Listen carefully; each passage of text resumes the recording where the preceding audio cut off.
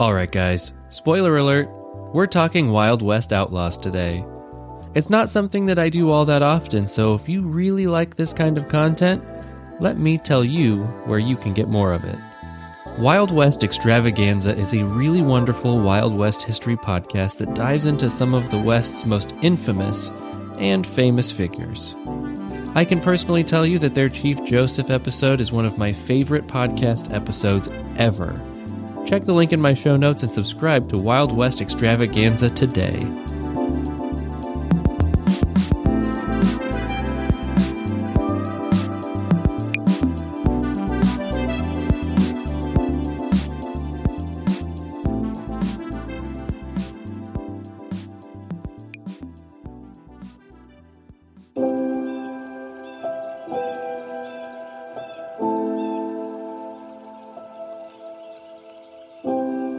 In every corner of this nation, there are places that are rumored to exist.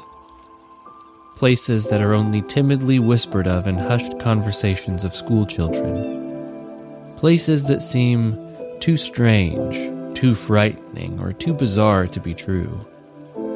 I'm sure you're thinking of one right now, aren't you? Such a place exists in the most remote reach of eastern Oregon, and it's the stuff of pure legend. My name is Josh, and this is Obscure History.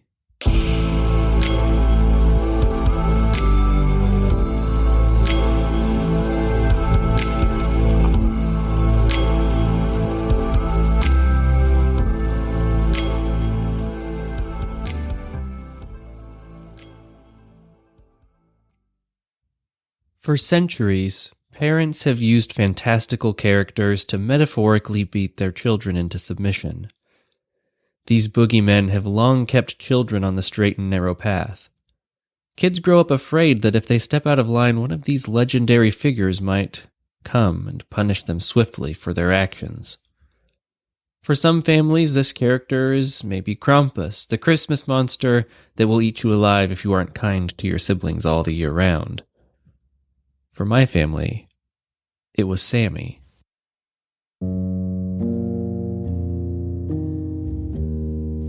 As a boy, I grew up in Oregon's northeastern corner, in a deep, circular valley. In the winter, the mountains surrounding my town stood like tall white sentinels, barring entrance or exit. The air in those winter months was frigid, a biting, dry cold that stole the breath from your lungs. Additionally, this valley remained in a state of near-constant blustering gale. For weeks and weeks, the earth was covered in a blanket of snow. At first smooth and pure, and then muddy, half-shoveled mounds. In the summer, this valley burned to a crisp. The mountains, which had stood tall and white surrounding the small towns in the winter, became large, scorched reminders that the sun, if given the chance, will destroy everything it touches. The heat fell upon the land like lava, heavy, suffocating. In those blistering months, the only greenery visible within the valley was the perpetually emerald fields of the various farms and ranches, which were always a bustle with activity. Though this valley more or less existed in a state of severe polarity, it wasn't completely void and valueless. The mountains held little pockets of enchanted forest, the kinds of places where the sun splits through the pines in thin amber rays, where rich violet huckleberries can be found along well-worn footpaths, where distant bird songs draw you further and further into the wild, tangled mess of trees and shrubs. The kind of places where talking deer and mysterious elves must live hiding just around the next bend. But just as in all fairy tales, these enchanted forests held dark secrets. The grandest and most terrifying secret hiding in those forests was Sammyville. They used to say that up in the foothills of the Wallowa Mountains was a ramshackle assortment of huts and hovels. Nobody could quite figure out the exact location of Sammyville, but every dusty road held the threat that it could lead you away from society, little by little until the world shifted and changed. They used to say that out in Sammyville things were different, like an outlaw's hideout from days gone by. It was a place without power or water or laws. A place filled with inbred mutants, drug runners, gun runners, rum runners, and all manner of no-good, low-life scum. If you accidentally ran up on Sammy's land, you were never seen again. Shot on sight, or tortured slowly, or turned into some ungodly horror through weird and wild experimentation. And everybody knew somebody who'd gone missing up in those foothills. Victims. Possibly eternal residents of Sammyville. They used to say that the only thing scarier than Sammyville was Sammy, the self-proclaimed governor, banker, postmaster, judge, police force, and executioner. He stood 7 feet tall, had teeth that didn't quite fit his skull, a frumpy straw hat that covered one eye, blood-stained overalls, revolvers on both hips, a rifle on his back, and knives in his boots. He was a phantom that was chased out of town and made to live a life of his own in those foothills. He was the kind of guy that would skin you alive if you crossed him. A real Wild West outlaw. And the worst part, it was all true. At least that's what they used to say.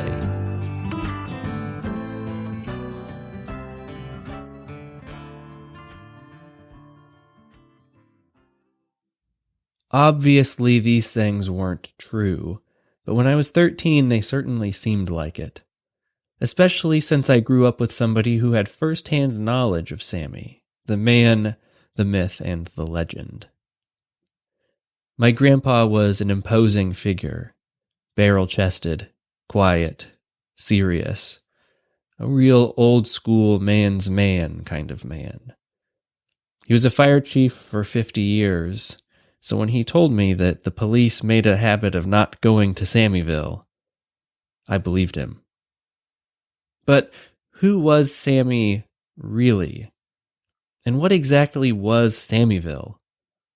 Honestly, those questions are difficult to answer. You see, Sammyville wasn't a scene from The Hills Have Eyes, and Sammy wasn't Leatherface, or even Billy the Kid. But he was eccentric, and Sammyville was more than a little rough around the edges. The true nature of Sammyville and its eponymous founder, Sam Horrell, is captured perfectly by Los Angeles Times writer Kim Murphy.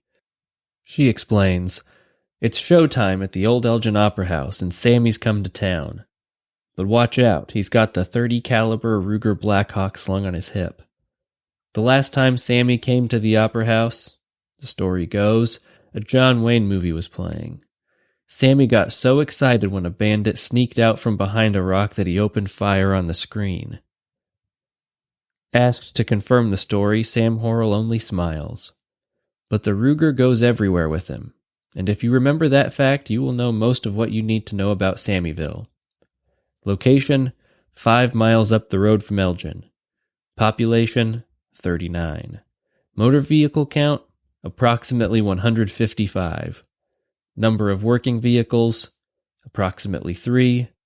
Gun count, 150, and that's if you're just counting what Sammy packs. Everybody else likes to keep that sort of information quiet, if you know what they mean. Sammyville began as a family homestead in the 1930s.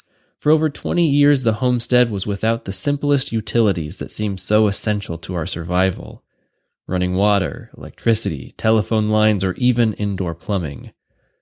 Despite only finishing the 3rd grade, by the 1950s, Sammy Horrell had fully equipped his homestead with centralized water, efficient dirt streets, electricity, telephone lines, and a fully operational snowplow and fire truck. He even accommodated for indoor functional plumbing. And once the Horrell family homestead was modernized, it began to expand. Through the years, the Horrell family homestead became the landing place for many a log cabin, trailer, tent, and miscellaneous shanty. When an obstacle presented itself to Sammy, like a tree stump, for example, He blew it up with dynamite and built over top the smoldering ashes. That's just the kind of guy old Sammy Horrell was. If there was something in his way, he fixed it in the quickest and most effective way possible. After clearing out room for the new homes, he rented the makeshift domiciles for less than $400 a month to anyone who needed a place to go. And often those who ended up in Sammyville did so because they either had no option or they didn't want to be found elsewhere. Many of the residents of Sammyville were on the run from the law for one reason or another. Though much of Sammyville's reputation was undeserved, particularly the inbred mutant rumors, one thing is absolutely true about it. It really was like a frontier outpost, and Sammy was the Wild West sheriff. Former Union County Sheriff Steve Oliver recalls a time when he drove out to ask Sammy about a report that somebody was firing off a fully automatic AR-15 in the woods. It was semi-automatic, Sammy said. Then he wanted to inspect the sheriff's service rifle in the truck and advised him on what he ought to buy. Firing out here to that road, you need a little more oomph than a shotgun, he said. And that was the end of that particular discussion. Sheriff Oliver also noted that sheriff's deputies made it a regular stop, serving various warrants on its inhabitants for things like drugs, theft, and sexual assault. As often as not, Oliver would phone Sammy first and the suspect of the day would be produced without further comment.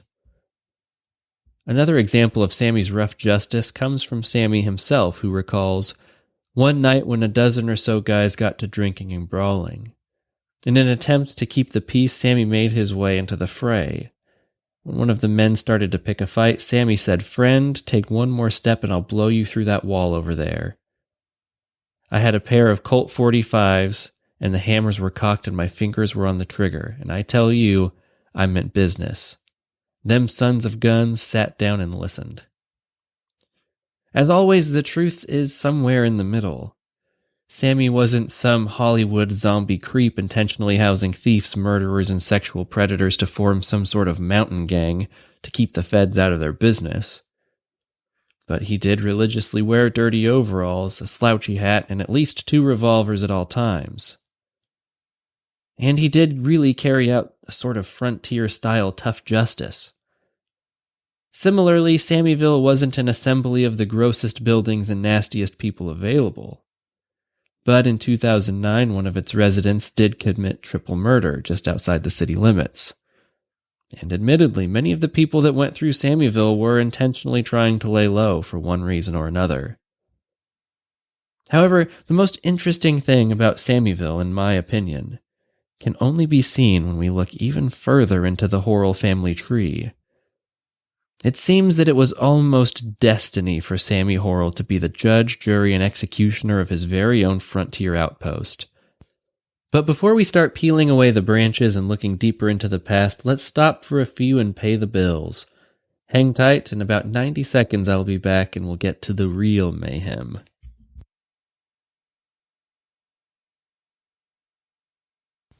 About 60 years before little Sam Horrell and his family would settle into the Grand Ronde Valley in Oregon, the Lawless Horrell boys were terrorizing Texas.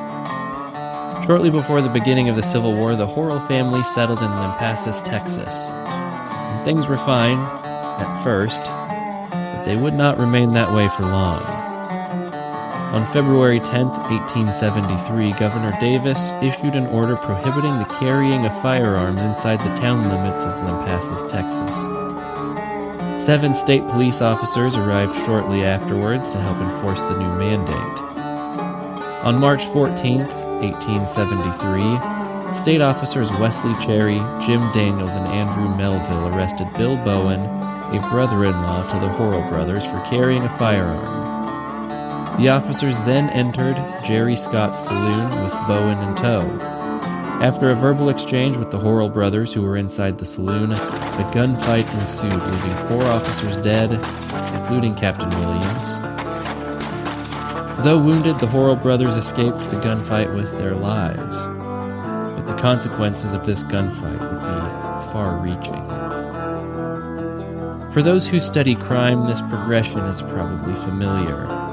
A person kills by accident once and then becomes filled with an insatiable bloodlust that cannot be satisfied. It happened to John Wayne Gacy, Jeffrey Dahmer, and Mart, Tom, Merritt, Ben, and Sam Horrell. Following the gunfight, several more state police were sent to the county. Mart Horrell and 3 friends were quickly arrested and taken to Georgetown, Texas jail. However, he would not stay cooped up for long. After the arrest, the remaining Horrell brothers, as well as 23 other accomplices, busted Mart out, and the brothers, now reunited, fled to Lincoln County, New Mexico. Once there, Ben Horrell quickly befriended Lincoln County Sheriff Jack Guylam. On December 1st, 1873, Sheriff Guylam and Ben Horrell rode into the town of Lincoln and began drinking, visiting brothels and saloons, and eventually discharging their firearms in the street while drunk. Constable Juan Martinez demanded that they turn over their weapons. They complied and were not arrested.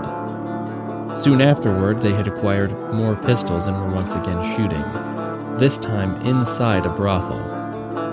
When confronted by Constable Martinez again, Ben Horrell shot and killed him. Horrell and Guylam fled. A posse of additional lawmen caught up with them before they were able to leave town and killed them both. In retaliation, the remaining Horrell brothers, as well as an accomplice or two, went on a racially motivated killing spree. They began by killing 2 prominent Mexican ranchers. Then on December 20th, 1873, the brothers stormed a celebration in Lincoln, killing 4 Hispanic men and wounding 1 Hispanic woman. Shortly afterward, Edward Hart, a friend to the Horrell brothers, shot and killed Deputy Sheriff Joseph Haskins due to his marriage to a Hispanic woman. Less than a week later, the brothers and their friends came into contact with freight wagons just outside Roswell, New Mexico, maintained by 5 Hispanic men, all of whom were killed by the brothers. Feeling the heat of impending manhunts, the brothers Horrell decided to flee Lincoln County and return home to Lampasas. But little did they know, their reputation preceded them, and life in Texas wouldn't quite be the same as it was before. Long-held friendships would be tainted, jobs would be all dried up, and their welcome would already be overstayed. But that is a story for another time.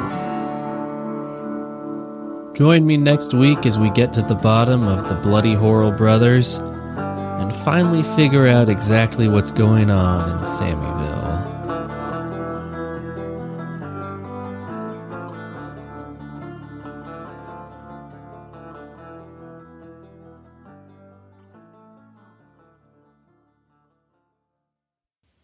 Thank you so much for listening, everybody. I sincerely appreciate it.